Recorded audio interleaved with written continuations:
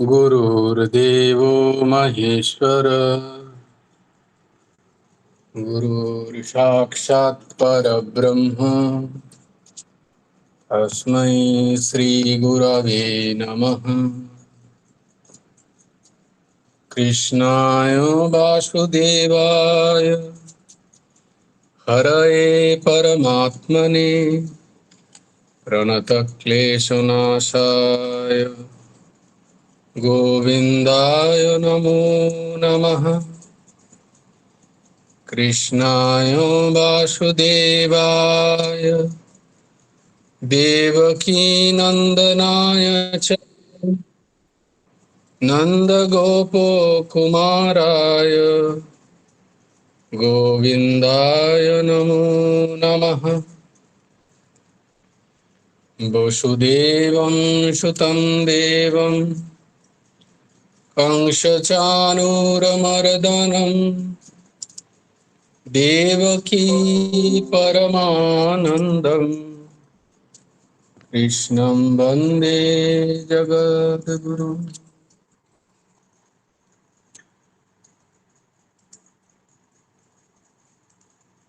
নবকুমার চতুষ্পটির আরেকটি অধ্যায়ে তোমাদের সকলকে খুব খুব স্বাগত।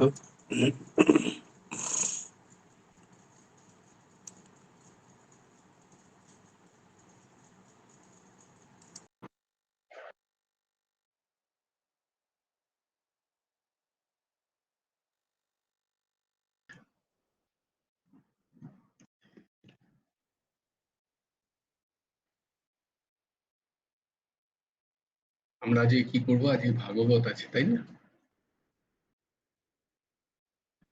ভাগবত তো আজকে একটা বিশেষ দিন।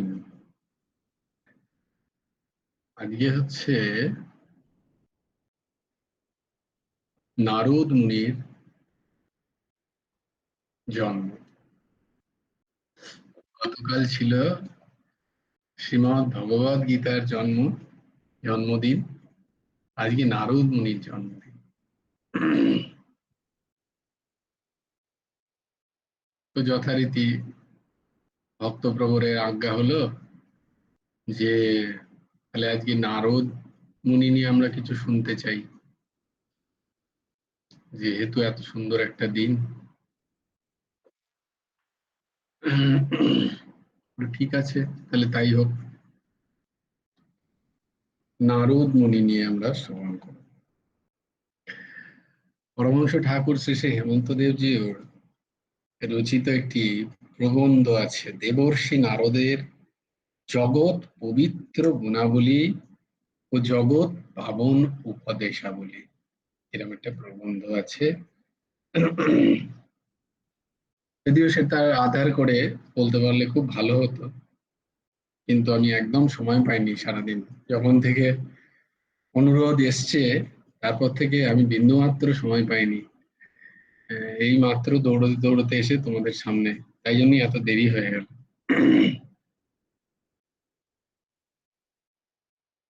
মূল কথা হচ্ছে, জন্ম তো নিশ্চয়ই জন্মদিন পালন করা উচিত। আহ, জন্ম খুবই আনন্দের সময়।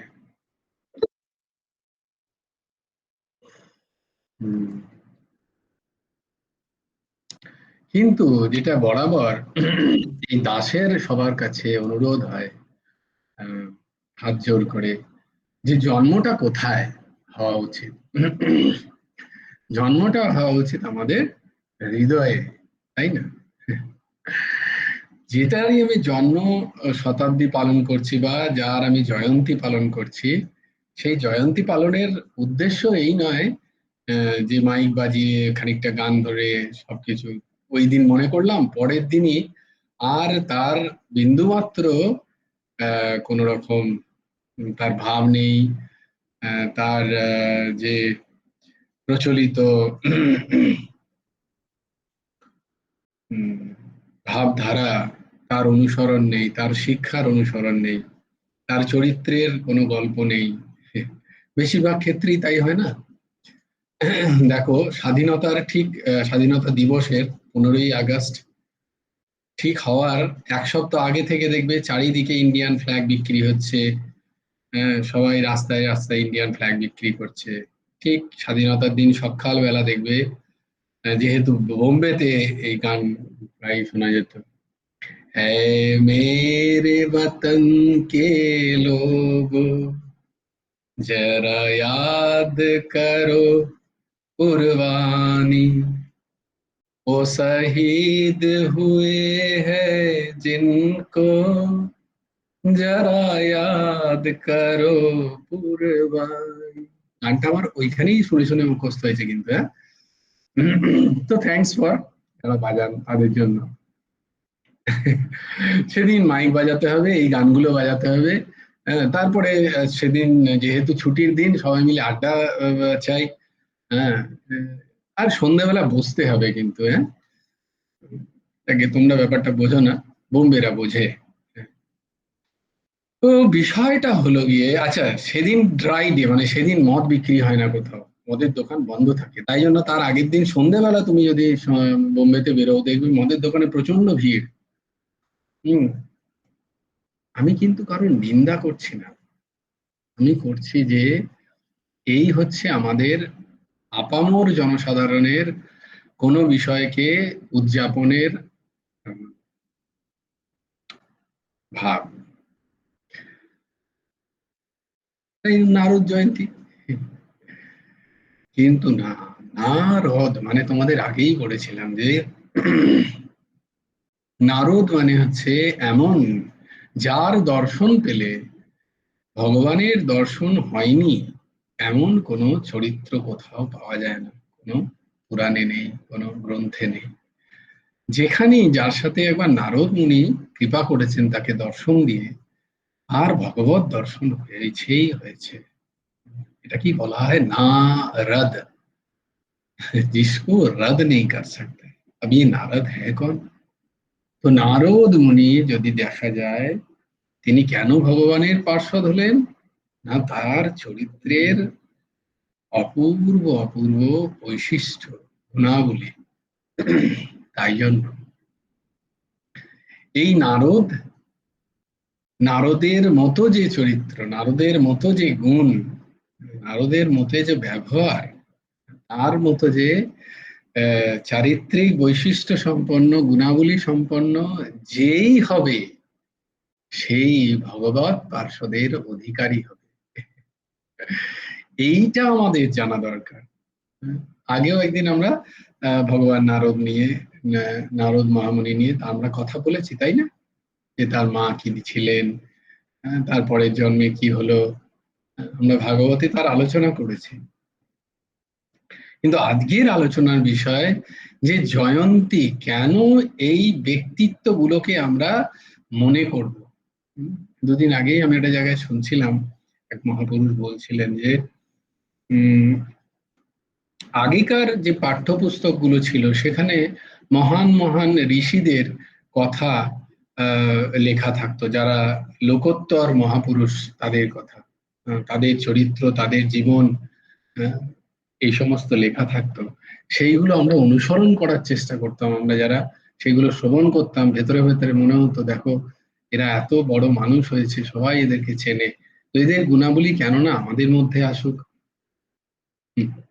এখন কিন্তু পাঠ্যপুস্তক থেকে সেগুলো সরিয়ে দিয়ে একটা সুন্দর কথা হয়, কি যেন ওটাকে, সোশ্যাল স্টাডিজ, সোশ্যাল স্টাডিজ পড়ে মোস্ট অফ দ্য পিপল, আমি সবাই বলবো না, মোস্ট অফ দ্য পিপল, কারণ সবাই বললে আবার তুমি বলবে ফ্যানাটিক, মানে কি যেন তুমি পছন্দ করো না কাউকে।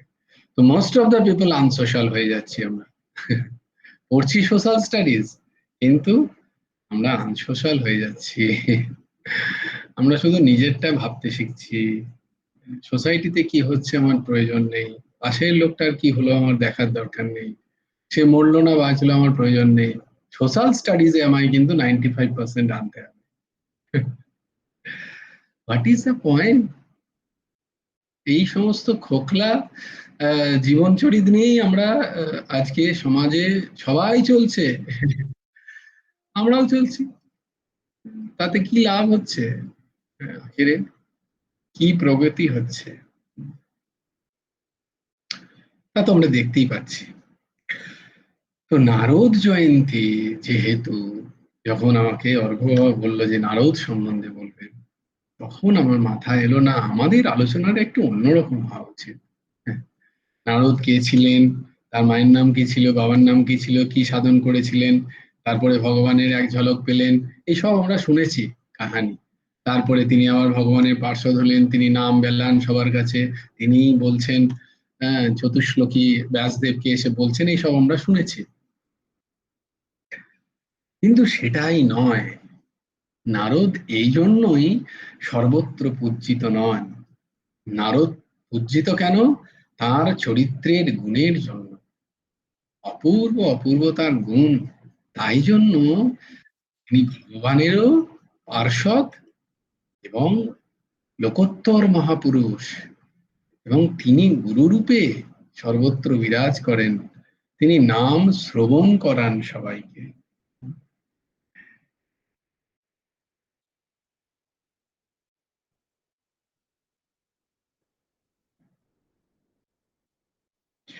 তাই জন্য এই নারদ মহামুনির যে সমস্ত গুণাবলী পরমহংস ঠাকুর শ্রী শ্রী হেমন্ত দেবজিও আর এই প্রবন্ধে ব্যাখ্যা করছেন, অতগুলো তো শুনলে সেখানে তোমাদের আবার বলবো নিজেদেরকে বসাও। শুধু শোনার জন্য শোনা নয়, এই গুণাবলী আমাদের কি আছে? যদি না থাকে, এগুলো আমাদেরকে আনতে হবে। কেন আনতে হবে? যদি ভগবানের প্রিয় পার্ষদ হতে চাও, যদি লোকোত্তর হতে চাও, যদি এই স্বর্গ মর্ত পাতালে তোমার অবাধ বিচরণ হয় সমান রূপে, মানে যদি সমত্ব পেতে চাও, তাহলে এই গুণগুলোর খুব প্রয়োজন আছে। সেই গুণগুলো আমরা একটুখানি দেখি। নারদের নিজের চরিত্রের কোনো অভিমান ছিল না। সে যে ভগবানের পার্ষদ, তার জন্য তার কিন্তু কোনো অভিমান নেই। সে যখন চায় ভগবানের সামনে যেতে পারে, এর জন্য তার কিন্তু কোনো অভিমান নেই। আমাদের একটুতেই কত অভিমান হয়ে যায় না? কোথাও গেলে কেউ যদি চেনে, আমাদের ধরো প্রিন্সিপাল আমাদেরকে চেনে, হ্যাঁ, সবার মাঝে আমাকে ডেকে বললো, এই উর্জশী কেমন আছিস, তুই একটু বলে দে তো সবাইকে। ব্যাস, আমার তো প্রায় পা পড়ছে না সেখানে। হ্যাঁ, বা ধরো আমরা কোথাও গেলাম কোনো ধর্মস্থলে, সেখানে যে প্রধান পুরোহিত, তিনি আমাকে চিনতে পেরে হাত নাড়ালেন, এসে ডাকলেন, বসো বসো এখানটায়। বেশ, হয়ে গেল। কি অভিমান না আমাদের! আমাকে চেনেন, বাকি আর কারুকে চেনেন না। তো নারদের সেই অভিমান কিন্তু ছিল না। তাই জন্য তিনি এই অভিমান বর্জিত ছিলেন বলেন, তার জন্য তার কোনো সন্তাপও ছিল না। সম্যক রূপে তাপ তাকে দগ্ধ করত না। আমাদের দেখো যারা এরকম আছে, তাদের মনকে জিজ্ঞেস করো, কোনোদিন যদি সেই মহারাজ, ধরো ইচ্ছা করি বা অনিচ্ছা করে, মহারাজ তো অনেক রকম তারা অভিনয় করে আমাদেরকে শিক্ষা দেন। তো তারা যখন কোনোদিন হয়তো আমাকে দেখেও দেখলেন না, তখন তার মানসিক স্থিতি কিরকম? প্রিন্সিপাল স্যার আমাকে এত চেনেন, সবাকার মাঝে আমায় ডেকে এত সম্মান দিয়েছেন, হঠাৎ একদিন দেখা হলো, তিনি মুখ ফিরিয়ে চলে গেলেন। হুম, এটা হচ্ছে তাপ, সন্তাপ। আমরা বলবো এই কোন ক্লাসে এসে পড়েছি। হ্যাঁ, কারণ হতে হবে তো ইস্পাত। যেখানে যা ধার হবে তোমাদের চরিত্রে, সেই ধারে অজ্ঞান অবিদ্যার ছিটে মাত্র এলেই যেন সেটা খণ্ড বিখণ্ড হয়ে যায়, সেই রকম হতে হবে তোমাদের।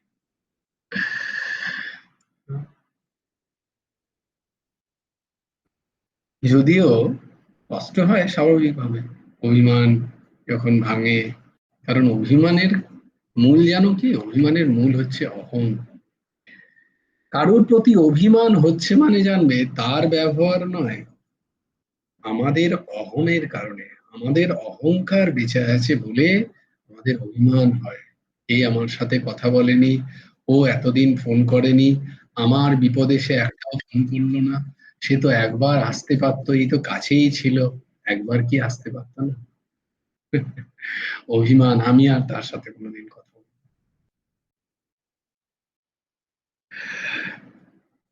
দুদিন আগে একটা সুন্দর কবিতা পড়লাম, কবিতাটা তো ভুলে গেছি, ভাবটা বলি রবীন্দ্রনাথ ঠাকুরের, কবিগুরু রবীন্দ্রনাথ ঠাকুরের কবিতা বলছে যে একদিন আমার কাজের মেয়েটি আসেনি, খুব রেগে গেছি।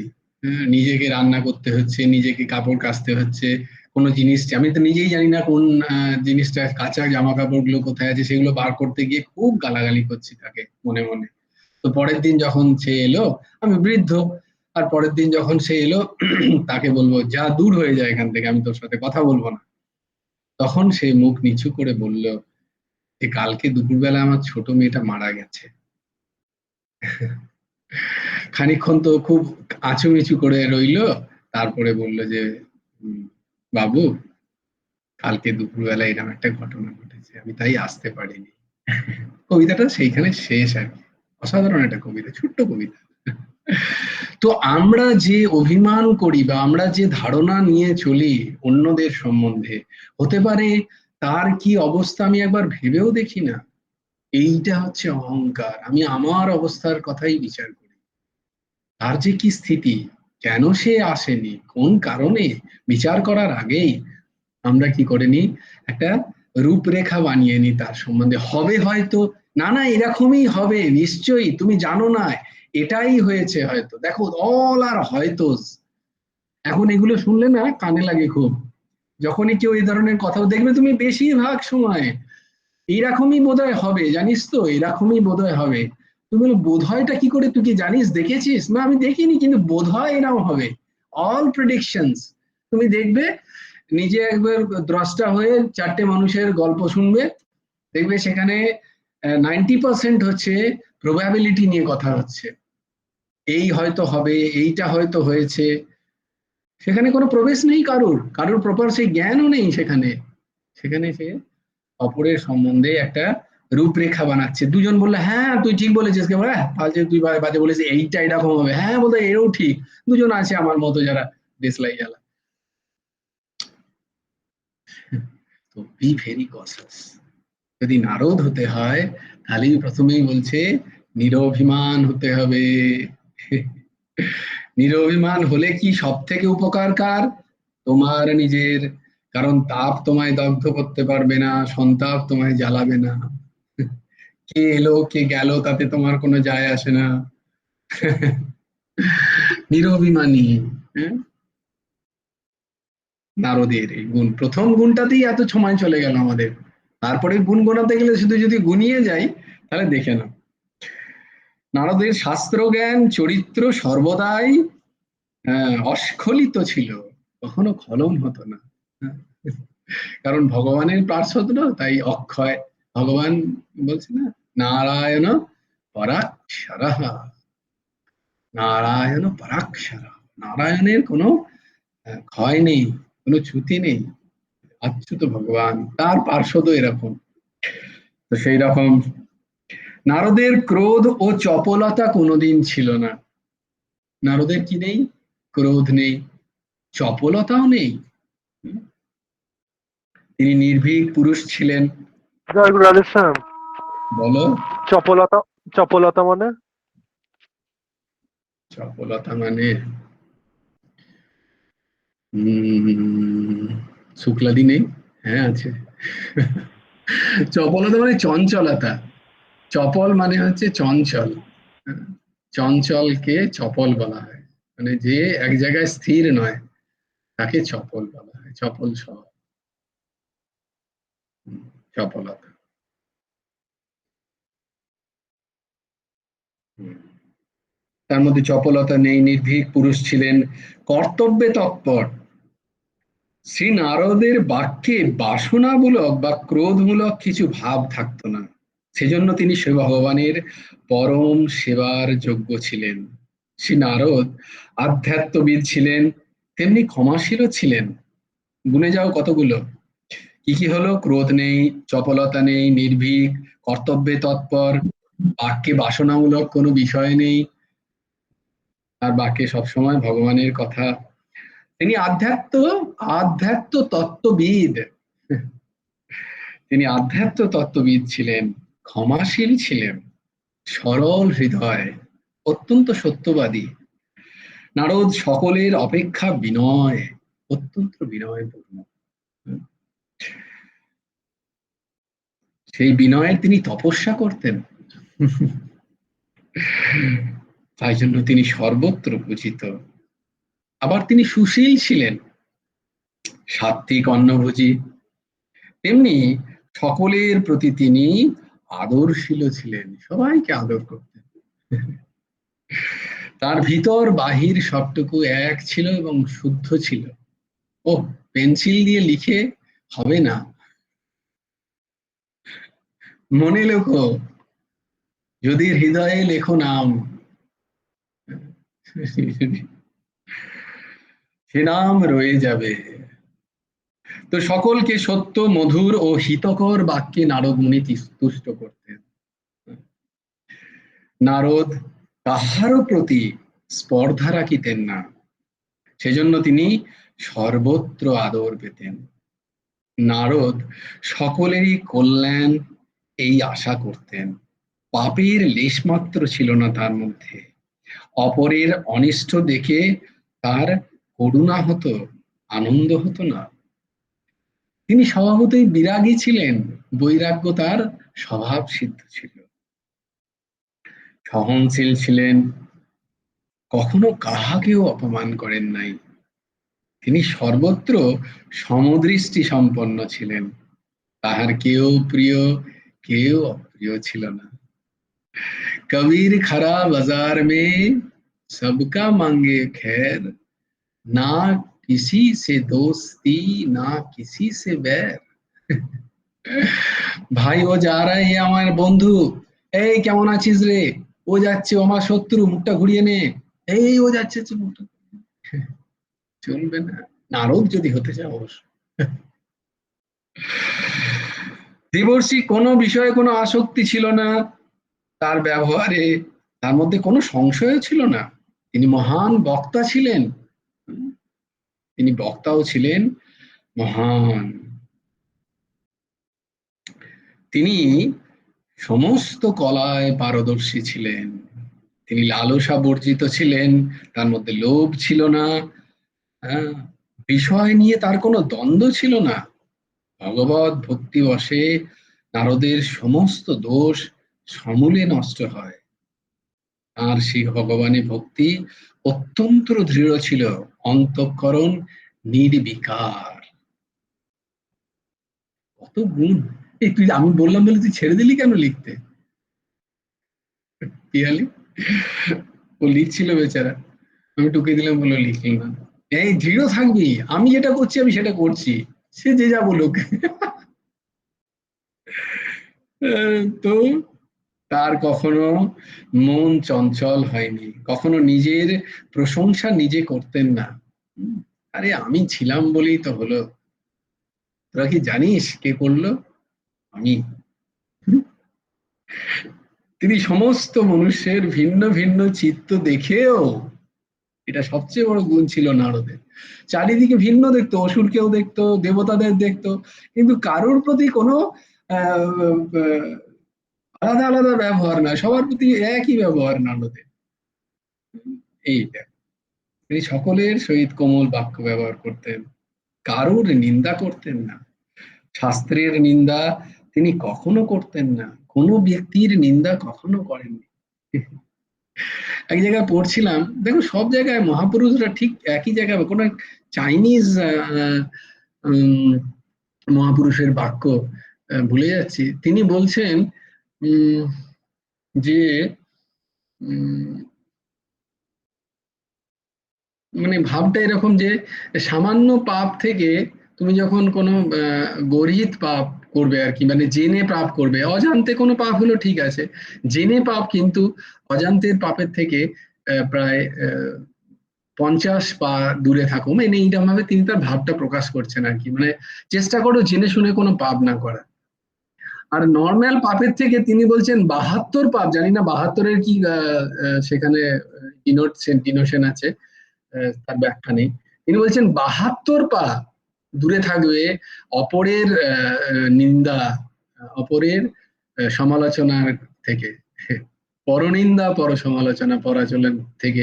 তিনি বলছেন তার দেশের মহাপুরুষ, চিন্তা করো সেই দেশে একদম হুবহু মিলে যাচ্ছে আমাদের দেশের।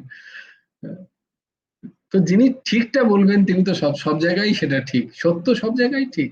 তিনি বলছেন যদি বাঁচতে চাও তাহলে পরনিন্দা পরচর্চা থেকে শত যোজন দূরে থাকো। আমি আশা করি তোমরা সবাই শুনছো। শ্রবণ মনন নিদিধ্যাসন, শ্রবণ করতে হবে, মনন করতে হবে এবং নিদিধ্যাসন করতে হবে। চেষ্টা করে দেখো, খুব আনন্দ পাবে। পরনিন্দা থেকে শত যোজন দূরে থাকবে, পর চর্চা থেকে শত যোজন দূরে থাকবে। কেন সেই সময় ভগবানের চর্চা করা যায় না? যায়। তিনি কখনো সময়ের অপব্যবহার করেননি। নিজের শরীর ও মনকে দেবর্ষী নিজের বশে রেখে চলতেন। তিনি মানব জীবনের উদ্দেশ্য সম্পূর্ণ সফল করবার জন্য, দেখো, তিনি মানব জীবনের উদ্দেশ্য সম্পূর্ণ সফল করবার জন্য সর্বদা সচেতন, সর্বদা সচেতন তিনি থাকতেন। তাকে এভাবে তো নারদ মুনির অনেক আরো আরো গুণাবলী আছে, এতেই তো আমরা ফ্ল্যাটন হয়ে যাচ্ছি, এগুলোই মনে থাকবে না। কোনো একটাও যদি গুণাবলী আমরা চেষ্টা করি নারদ মুনির নিজের মধ্যে আনতে, তাহলেও ভগবান আমাদের ভালোবাসবেন। পার্শ্বদ হয়তো করবেন না, কারণ নারদের মতো হতে হবে, কিন্তু ভালো তো বাসবেন। যে চেষ্টা করছে, দেখো এর প্রচেষ্টা আছে আমার পার্শ্বদের মতো একটা গুণ নিয়ে। তাহলে একটা গুণ কি হবে আমাদের?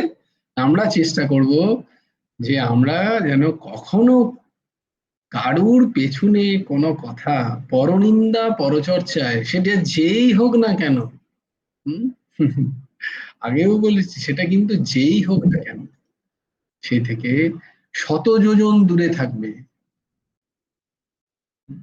শত যোজন দূরে থাকবে। কাউকে কিছু বলতে হলে তোমার মনে হয় যে এটাকে বলা দরকার, তাকে স্নেহ ভরে ভালোবেসে, তুমি তোমার ভাইকে, বোনকে, নিজের মাতা পিতাকে বললে যেরকম ভাবে বলতে, ঠিক সেইভাবে তাকে বলবে। তাকে দুটো কথা শুনলে শুনে চলে এসো, তুমি তো উপকার করতে গেছো, উপকার করলেই শুনতে হবে। উপকার করবে আর ঝাড় খাবে না, এটা হতে পারে না। আজ পর্যন্ত কারোর হয়নি, তোমাদের হবে না যদি করতে চাও। আর না হলে তো আমি বলছি চুপ থাকো, বলতে হবে না, যে বলার কি দরকার। चुप रहो बेटा, उस टाइम नाम कर लो थोड़ा सा, भगवान नारद मुनि को याद करके, नारायण नारायण नारायण। किसी का भी देख लिया कि कारुड़ी देखছো ভুল হচ্ছে, নারায়ণ নারায়ণ, আম আপনা রাস্তে में चलो बेटा। হ্যাঁ, কেউ এসে জিজ্ঞেস করলে হ্যাঁ রে কি করবো, তখন তাকে সুস্থ দেখ, তো কিন্তু খারাপ লাগতে পারে, আমি কিন্তু বলি। দুদিন আগেই যেন কাকে আমি কি বলতে গেলাম, হ্যাঁ, বলতে গিয়ে তাকে বললাম যে দেখো আমার তো অন্য কারো, ওই যার সম্বন্ধে বলছো তার সম্বন্ধে তো আমার কিছু জানা নেই, এখন সেখানে সে নেইও, এখানে কে কে আছে, তুমি আর আমি আছি। তো তুমি যেহেতু তার দোষ আমাকে খ্যাপন করছো, তো আমি তো সব দোষ তোমারই মধ্যে দেখতে পাচ্ছি। সেই ক্ষেপে আগুন। আমি তাহলে আমাকে বলো না, না, আমাকে যখন তুমি বলতে এসছো যে আমি কি করব, তাহলে আমি তো সব দোষ তোমারই দেখতে পাচ্ছি, কারণ তুমি তার দোষগুলো দেখতে পাচ্ছো, তার মানে দোষগুলো সব তোমার মধ্যে আছে। সংসার বাইরে নেই, যে তুমি যদি কারুর দোষ দেখতে পাচ্ছ, মানে সেই দোষ তোমার মধ্যে ভরে ভরে আছে। ওর এই দোষ, ওর এই দোষটা আমার সহ্য হয় না, ওর এইগুলো সহ্য কি করে হবে, কারণ তোমার নিজের মধ্যেই তো ওগুলো আছে, তাই দেখতে পাচ্ছ। যদি না থাকতো তাহলে দেখতেই পেতে না। যদি তোমার মধ্যে সেই দোষের, সেই ব্যবহারটা যে দোষের, এই ভাবটা না থাকতো, তাহলে তুমি তার ওই ব্যবহারটাকে বলতে বুঝতেই পারতে না যে ওটা দোষের, তাই না? শুক্লা দিয়ে কিছুক্ষণ আগে হাত তুলেছিল, বোধহয় কিছু একটা হয়েছে। বলো তো দিদি, কি হলো? জয় গুরু রাধেশ্যাম। না না, ওই যে তুমি তখন বললে না যে ওই পরনিন্দা পরচর্চা না না করে একটু ঠাকুরের নাম করতে পারি। তাই জন্য ওই রবীন্দ্রনাথের একটা কবিতা মনে পড়ে গেল, দুটো লাইন, যে হুম। তোমার কথা হেথা কেহ তো বলে না, করে শুধু মিছে কোলাহল, হুম। সুধা সাগরের তীরে বসে বসে পান করে শুধু হলাহল। ওইটা বাহ, মনে পড়ে গেল। অদ্ভুত, অদ্ভুত, অদ্ভুত, অদ্ভুত শোনালে দিদি, অদ্ভুত। তাই তো এই সব জায়গায় সুধা ঘুরে বেড়াচ্ছে আর আমরা পান করছি কি হলাহল। অদ্ভুত, খুব সুন্দর শোনালে। তো এইরকম নারদ মুনির চরিত্র, আর সেই চরিত্র আমাদের আজকে আমরা মনন করব, তবে হবে সেই নারদ। উম, নারদের যে নারদ মুনির যে গুণাবলী যদি আমরা নিজেদের চরিত্রে একটু একটু করেও আনতে পারি, তবেই হবে সেই মহাপুরুষের, সেই মহান মহান ঋষির, সেই ভগবত পার্শ্বদ স্বরূপ ভগবান সাক্ষাৎ আহ, আমাদের পঞ্চ উপাসনায়, পঞ্চ উপাসনায় আমাদের ভগবান নারদ মুনিকে আমরা মনে করি। হ্যাঁ, আমরা মনে করি প্রথমে হংস ভগবান, যিনি আমাদের আহ পরম্পরার মূল। হংস তোমাদের পড়িয়েছিলাম, তোমাদের বলেছিলাম বোধহয় ভাগবতের 11 স্কন্ধে আছে হংস ভগবানের কথা। তিনি, তারপরে তিনি যার জন্য প্রকট হলেন, সেই সনকাদি, সনকাদি আমাদের, তাই জন্য আমাদের এই নিম্বার্ক সম্প্রদায়কে চতুষ্ষণ সম্প্রদায় বলা হয়, কুমার সম্প্রদায় বলা হয়, সনকাদি সম্প্রদায় বলা হয়, এরকম মানে ওই চতুষ্ষণকে নাম নিয়ে। কারণ মূল যে শুরুটা হলোই তাদের প্রশ্ন নিয়ে না, তাদের প্রশ্ন, তাদের পিতা উত্তর দিতে পারছিলেন না। উম, আচ্ছা, প্রশ্নটা কি ছিল কারুর মনে আছে? কতগুলো প্রশ্ন সোজা নয়, তার উত্তরও সোজা নয়, তাই না? বলে প্রশ্নটা তো সোজা না, কি যেন কথাটা আমি বলতাম, ভুলে গেছি। উত্তরও তো জানা, প্রশ্নগুলো প্রশ্নগুলো সহজ আর উত্তরও তো জানা। বব ডিলানের একটা গানের সুমন চট্টোপাধ্যায়, আহ, ওই যে সেই শ্রেয়া লিখে পাঠিয়েছিল, মনে আছে ওই কবিতাটা, how many cannon flies before the peace goes, এরকম একটা, ওইটাই, যে প্রশ্নগুলো সহজ উত্তর তো জানা, যাকে সেটা নয়, কিন্তু এই কতগুলো প্রশ্ন কিন্তু খুব শক্ত আর উত্তরও খুব অজানা, তাই জন্য ভগবানকে আসতে হয়। তোমরা ভুলে গেছো প্রশ্ন, যাকে ছেড়ে দাও, আবার যেদিন আমরা আসবো সেদিন সেই প্রশ্ন এবং উত্তর হবে।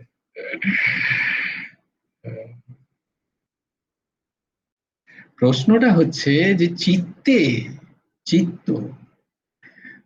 চিত্ত যেহেতু প্রকৃতিজাত, এবং সেটাও সেখানেও যেহেতু ত্রিগুণ বর্তমান, তাহলে এই চিত্ত এই ত্রিগুণাত্মিকা প্রকৃতি থেকে কি করে আলাদা হবে, কি করে এই ত্রিগুণাত্মিকা প্রকৃতিকে আলাদা করে ভাববে এই চিত্ত, সেইটা প্রশ্ন করেছেন তার পিতাকে। পিতা তো চাইতো, এই এতটা ডিপলি তো ভাবিনি আমি। আমি তো মন নিয়ে ভেবেছি, চিত্ত ভেবেছি, চিত্ত এক জায়গায় গেলে তাহলে তুমি ছুটকারা বলবে, কি করে হবে, চিত্ত তো এই প্রকৃতিগত সূক্ষ্ম শরীরেরই একটা অংশ, তাহলে সেও তো ত্রিগুণাত্মিক। তখন হংস ভগবান যেগুলো বলেছিলেন তোমাদের বলেছি, তোমরা ভুলে গেছো, রিকালেক্টেড, কোনোদিন সুযোগ হলে আবার। তো এই হংস ভগবান, তারপরে সনকাদি ভগবান, তারপরে আমরা মনে করি, আমরা মনে করি মানে আমরা স্মরণ করি নারদ ভগবানকে, নারদ ভগবান, এবং আমরা কাকে স্মরণ করি? ভগবান শ্রী শ্রী নিম্বার্কাচার্য ভগবান। আচ্ছা, নারদ মুনির একটা সুন্দর ইনফরমেশন তোমাদের দিয়ে দিই, নারদ মুনির যে বীণাটা, তার নাম কি জানো তোমরা কেউ? হুম? আচ্ছা, সরস্বতী মায়ের বীণার নাম কি? বীণা পানি এত তোমরা পুজো করো, লুচি খাও, সব দারুণ দারুণ, কি যেন, বাসন্তী শাড়ি পরে সবাই ঘোরো, সরস্বতী মায়ের বীণার নাম কি বলো তো? না, সেটাও ঠিক জানা নেই। কারণ নারদ মুনি নিয়ে যেহেতু আলোচনা হচ্ছে, তাই নারদ মুনি না, আমার ভেবো না যে আমি সবকিছু জানতাম, আমাকে তো একেবারে বিন্দুমাত্র আনবে না তোমাদের চিত্তে, আমারও জানা ছিল না। ওই দেখো একজন জানে, সে হিস হিস করছে। হ্যাঁ বলো, কলাপিকা বলবে, কলাপিকা। শোনা যাচ্ছে না, শোনা যাচ্ছে না। পি হ্যাঁ, কি কচ্ছপি কি কচ্ছপি? সরস্বতী মায়ের বীণার এ নাম সরস্বতী মায়ের। আর নারদ মুনির? মহাতি। ভেরি। এটা লিখে নাও তোমরা প্লিজ, এটা জানা উচিত আমাদের, তাই না? বলো। সরস্বতী পুজো দুদিন পরেই আসছে, আমরা সবাইকে তোমরা জিজ্ঞেস করে করে করে করে সবাইকে জানিয়ে দেবে কিন্তু। এবং বলবে তোরা কোথা থেকে জানলি, কোথা থেকে জানলি, কামটি তখনই অ্যাড করবে গীতা ক্লাসে এসো। এনিওয়ে, তো এই হচ্ছে নারদ মুনির। তো নারদ মুনির সেই যে বীণা, সেই বীণাও কিন্তু সরস্বতী প্রদত্ত, সরস্বতী ভগবানকে দিলেন এবং ভগবান নারদ মুনিকে অর্পণ করেছিলেন। কারণ তিনি রাগ রাগিনী শেখার পরেও উল্টোপাল্টা গাইতেন, তারপরে তিনি সরস্বতী মায়ের কাছে রাগ রাগিনী শিখলেন অনেক অনুনয় করে। হঠাৎ একদিন নারদ মুনি চারিদিকে 1000 বছর ধরে তিনি কার কাছে শিখেছেন জানো? হুম, ভুলে গেছি ওর নাম। গন্ধর্ব রাজ ছিলেন, তার নাম ভুলে গেছি। তার কাছে শিখলেন 1000 বছর ধরে। তারপরে আরো 2000 বছর ধরে রাগ রাগিনী শিখলেন, যে যদি একটু গান গেয়ে ভগবানকে আমি খুশি করতে পারি। তো তারপরেও হঠাৎ একদিন এক জায়গায় গিয়ে নারদ মুনির খুব তখন অহংকার হয়েছে যে আমি জানি এখন সব রাগ রাগিনী দিয়ে একটা কোথাও একটা রাজ্যের মধ্যে গেছে। দিয়ে সেখানে গিয়ে দেখছে যে সবাই কোনো না কোনো ভাবে সেখানে তাদের অঙ্গহানি হয়ে আছে, কারোর হাত নেই, কারোর পা নেই, কেউ খুঁড়িয়ে চলছে, কারোর একটা চোখ নেই। সবাই কোনো না কোনো প্রবলেম। তো তো নারদ মুনি বলছেন, আহা তোমাদের এত কষ্ট কেন গো, তোমাদের সবাই এরকম? বলে হ্যাঁ, আমরা সবাই এরকম, কারোর না কারোর অঙ্গ, কোনো না কোনো অঙ্গ হানি হয়ে আছে। কেউ আমরা ঠিক ঠিক করে চলতে পারি না, আমাদের আমাদের কাজ করতে পারি না। বলছে কে তোমরা, সেটা তো বলো। বলছে আমরা রাগ রাগিনী, যত রাগ রাগিনী সেই তাদের রাজত্ব এটা। বলে আচ্ছা, তা তোমাদের এই অবস্থা কেন? বলে আর বলবেন না, নতুন এক গায়ক এসছে, সে কোথা থেকে রাগ রাগিনী শিখেছে জানি না, আমাদেরকে খোঁড়া কানা কালা এইসব করে ছাড়ছে, একটা রাগ রাগিনীও ঠিক করে গায় না। যে আমরা সুস্থভাবে বেঁচে থাকতে পারি। বলে কে কে? তো না বলে আমি এক্ষুনি গিয়ে তাকে শিখিয়ে দেবো। বলে কে বলো তো, কে বলো তো? বলে কি নারদ নাকি একটা নামে নতুন গায়ক এসছে, 3-4 হাজার বছর ধরে শিখেও সে ঠিক করে রাগ রাগিনী গাইতে পারে না, আর ভুল ভাল গায়। আর আমার আমাদের এই দশা। নারদ মুনি বলছে যে ও আচ্ছা আচ্ছা ঠিক আছে, আমি খুঁজে আনছি। বলে সঙ্গে সঙ্গে থেকে থেকে দৌড়। বলে যদি একবার যদি জানতে পারে যে আমিই নারদ, তাহলে তো পিটিয়ে ছাল তুলে দেবে। সেই মনোকষ্টে, খুব মনোকষ্ট তখন নারদ মুনির। তারা আগে শেষ করে নে কথাটা দিয়ে। নারদ মুনির খুব কষ্টে তখন কি করে, ভগবানের কাছে বলছে যে, হে প্রভু, আমার এত ইচ্ছা, আমি তো তোমার জন্যই গান গাইবো, আমি তো নিজের প্রচারের জন্য গাইবো না, আমি তো তোমার জন্যই গাইবো গাইবো এই ভেবেছিলাম, আর তুমি এইভাবে আমাকে। তো প্রভু বলে ঠিক আছে, তুমি যাও এবারে, যিনি সবার অধিষ্ঠাত্রী দেবী সেই মা সরস্বতীর কাছে যাও, তিনি তোমাকে শেখাবেন রাগ রাগিনী। সেই মা সরস্বতীর কাছে রাগ রাগিনী শিখে প্রায় 1000 বছর ধরে শিখে, তখন ভগবান এসছেন একদিন দেখা করতে। তো ভগবান বলছেন, ও নারদ মুনি, বলো তুমি কেমন শিখলে, শোনাও একটা কিছু। তো নারদ মুনি অপূর্ব একটি রাগের একটি কত রাগ আছে, তোমরা কত কত মালকোষ রাগ জানো, মালকোষ, ভৈরবী, কত কত রাগ। তো সেই রাগ শুনে ভগবান খুব প্রসন্ন হয়ে বললেন যে বর চাও কি চাই? তো বললেন না, আমি আপনার সবসময় গুণগান গাইতে চাই। তখন মা সরস্বতীও খুব প্রসন্ন হয়ে গিয়ে ওই বীণাটা দিলেন, যার নাম হচ্ছে মহাতি। এটা সরস্বতী মায়েরই দেওয়া বীণা। হুম, এবার বলো ঊর্জশী মা কি বলছিলে?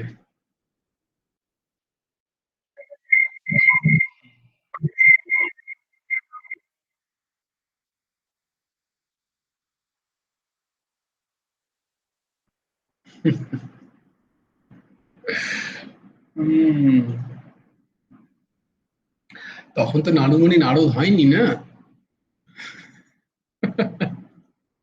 নারদমণি ইন প্রসেস তখন। নারদমণি যখন ভগবানের পার্ষদ হলেন, তখন তখন নারদমণির এই সমস্ত গুণাবলী এলো। বা নারদমণি এত বছর ধরে সাধন করে করে করে করে ওই সমস্ত গুণাবলী নিজের চরিত্রে যখন তার মধ্যে পূর্ণরূপে প্রকাশ পেল, তখন তিনি ভগবানের পার্ষদ হওয়ার সুযোগ পেলেন। ওই এক ঝলক পেলেন, মনে আছে কি?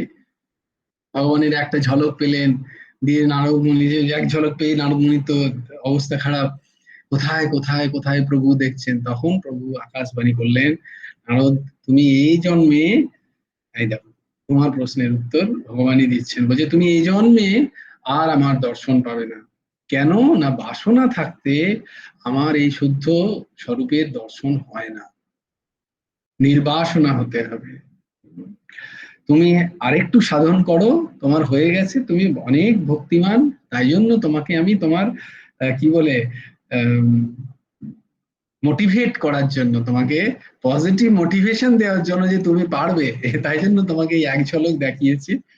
তুমি এই শরীর যখন তোমার ছেড়ে যাবে সাধন করে, তখন তুমি পরের জন্মে যখন আসবে, তখন যে নারদ মুনি হয়ে আসবে, তখন তুমি আমার পার্শ্ব হয়ে যাবে। তাহলে অন দ্য প্রসেস অভিমান আছে। খুব very good question, very good question. আমাদের প্রায়ই এই জন্য পুরাণের কথায় বুঝতে অসুবিধা হয়, কারণ পুরাণের কথায় কি হয়, কল্পভেদ হয়, জন্মভেদ হয়, সময় ভেদ হয়। এই ভেদগুলো কেউ বলতে পারে না বলেই আমরা ভুলিয়ে যাই। আমরা ভাবি একই ভাবে নারদমুনি চলছে, নারদমুনির কতগুলো জন্ম আছে পুরাণে। হ্যাঁ, এবার পিয়ালি মাতৃ বলবে, বলো। ওটাই এই ভাগবত আছে না এক জায়গায় যে গোপীকে দেখে একজন ভগবানের কাছে যখন এসেছিলেন একটা গোপী দেখা করতে, ওনাকে দেখে ওনার ও হ্যাঁ হ্যাঁ হ্যাঁ হ্যাঁ, ঠিক ঠিক ঠিক ঠিক, বাহ, আবার সুন্দর। এই তো হচ্ছে হচ্ছে। ঠিক ঠিক।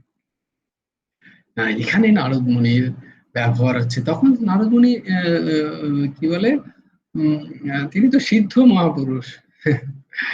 কিন্তু এটা হচ্ছে ওই গোপীদের আহ কি বলবো, মহানতা খ্যাপনের জন্য নারদ মুনির এই লীলা ভগবানের সাথে, ভগবানের এই লীলা নারদ মুনিকে সঙ্গে নিয়ে, যাতে নারদ মুনিকে সামনে রেখে ভগবান আমাদেরকে দেখাতে পারেন যে দেখো, নারদের মতো এত কাছের পার্শ্বদ তারও ভ্রম হতে পারে। তো বস্তুতঃ নারদ মুনির কি ভ্রম হয়েছে তা নয়, এটা ভগবানের লীলা আমাদের জন্য। যেমন সেই বেদব্যাস হা পুত্র করে যাচ্ছেন, আদৌ কি তার পুত্রের প্রতি কোনো মমত্ব বুদ্ধি? না, বিন্দু মাত্র নেই। তার ভেতরে অনেক তত্ত্বজ্ঞান আছে, সেইটা আমাদের বোঝা। কাউকে না কাউকে তিনি বড় করতে চান, কোনো না কোনো ভক্তকে। এবার তাকে ছোট কাউকে করতে হবে, তার নিজেরই ড্রামা টিম চাই না। ভগবান সবসময় আমাদের সাথে কি তিনি নাটক করবেন? না, তিনি তার তার পার্শ্বদেরই নিয়ে আসেন। তো এই যে লীলাবত্তু কৈবল্যম, ভগবান তার পার্শ্বদের নিয়ে আসেন সব। তিনি সাধারণ কারোর সাথে লীলা করেন।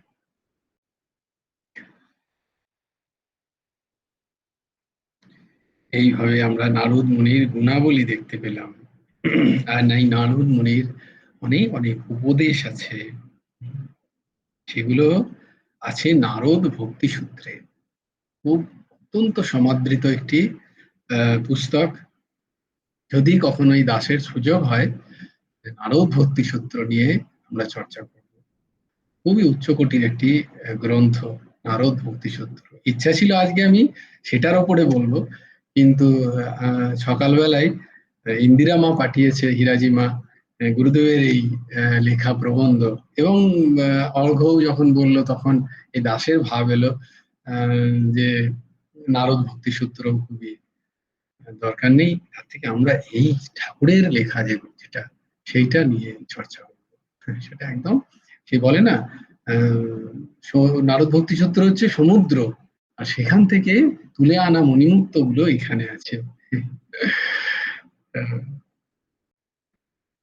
তো সেখানে মূল যেটা নারদ মুনি বলছেন সেই ভক্তি সত্যি, সেটা হচ্ছে মনুষ্য জন্মের একমাত্র উদ্দেশ্য হচ্ছে ভগবত ভক্তি প্রাপ্তি, ভগবতের প্রপন্নতা প্রাপ্তি। এবং যত সাধন আছে সেই সব সব সাধনের মধ্যে ভক্তি যোগ হচ্ছে সব থেকে সোজা, সব থেকে সরল, হ্যাঁ, সব থেকে সুগম। সুগম মানে তাতে অতটা হোঁচট খাওয়ার ভয় নেই। হ্যাঁ, রাজপথের মতো তুমি দৌড়তে পারবে ভক্তিপথে, কিন্তু অন্য সমস্ত জায়গায় খুব সচেতন থাকতে হয়। বলে ক্ষুরস্য ধারা, কিন্তু ভক্তিপথে অত সমস্যা নেই। আর নারদ মুনি সেখানে বলছেন যে প্রেম লক্ষণা ভক্তির প্রতি আমাদের একমাত্র উদ্দেশ্য হওয়া উচিত। এবং সেই ভক্তি কি করে আমরা সংগ্রহ করব, না আমাদের হওয়া উচিত কোনো ভক্ত, রসিক, তত্ত্বদ্রষ্টা, ভগবতী ভগবত প্রেমী মহাজনের সান্নিধ্য নেওয়া, তার চরণতলায় আশ্রয় নিয়ে। এখানে একদম দারুণ একটা কথা বলছেন যে ভক্তি মার্গে প্রথমেই কারোর না কারোর আশ্রয় নিতে হয়, শরণাগতি নিতে হয়। বলে কি জানো এই জায়গাটা, বলে এটা তো না অনেকটা লিফটের মতো। তো লিফটটা কি করে, লিফটে যখন তুমি দাঁড়াও তুমি কি ওঠো, লিফট তোমাকে উঠিয়ে নিয়ে যায়, তাই না? হুম? তুমি যদি বলো আমি উঠছি লাফাচ্ছি, সিঁড়ি দিয়ে তুমি ওঠো। তো বলছে ভক্তি মার্গটা অনেকটা এরকম। এটা হচ্ছে গুরু কৃপার ওপর যে ভরসা করে ওই লিফটের ভেতরে ঢুকে গেল, সেই গুরুই তাকে তুলে নিয়ে যায়। বলে যদি পড়ে যাই, বলে পড়ে গেলেও কোথায় পড়বে না, লিফটের মেঝেতেই পড়বে, তুমি জমিতে পড়বে না।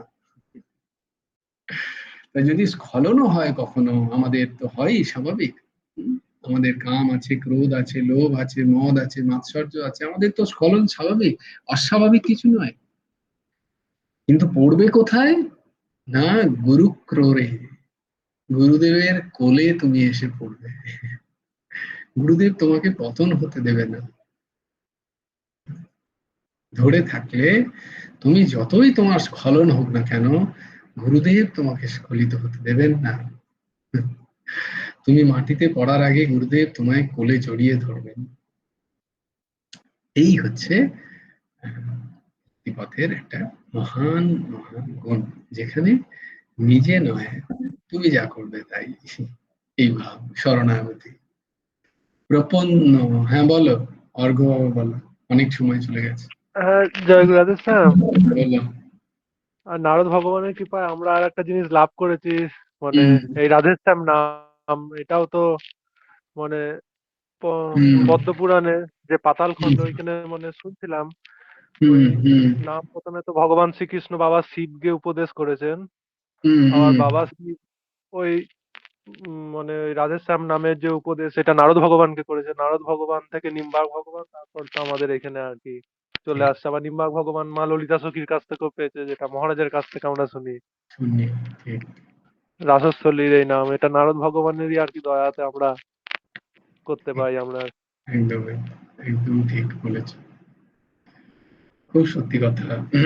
যদিও এটা বৃন্দাবনের খুব গোপন নাম, হুম,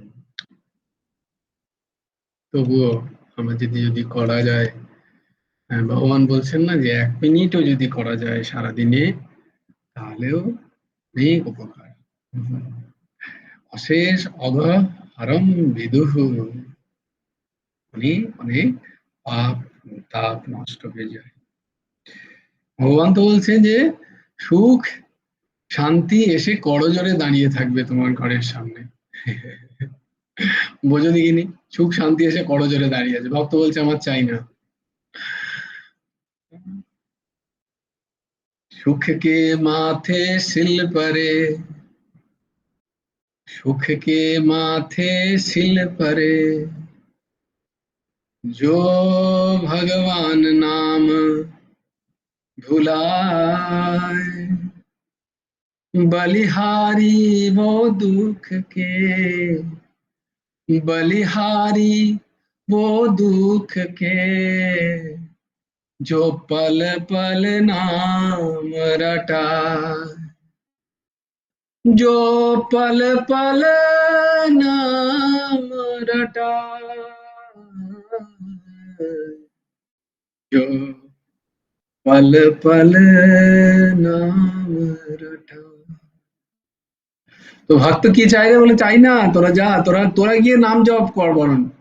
এই কলিতে খুব অশান্তি, তোরা নাম জপ কর, আমাকে আমার নাম জপ করতে দে, আমি সুখ শান্তি কিছু এইসব কিছুই চাই না আমার, কারণ আমার নাম ছুটে যাবে। নামের প্রতি নিষ্ঠা। আচ্ছা, ভক্ত ভগবান কেউ চান না, ভগবান এসে যদি বলে হয়ে গেছে, বউ বলে, না ঠিক আছে তুমি পাঠারো, তোমার প্রয়োজন নেই, আমি তোমার নাম নিয়ে আছি। আগে কোথায় কোথায় চলে যাচ্ছিল সবই, নারদ ভক্তি সূত্র।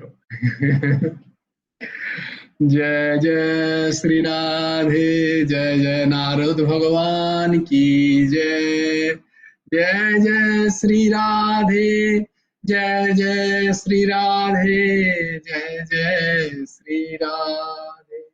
हरि बोलो, हरि बोलो, हरि हरि बोलो।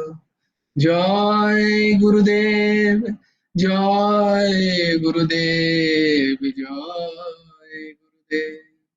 জয় জয় পরমহংস ঠাকুর শ্রী শ্রী হেমন্ত দেব গুরুর জয়।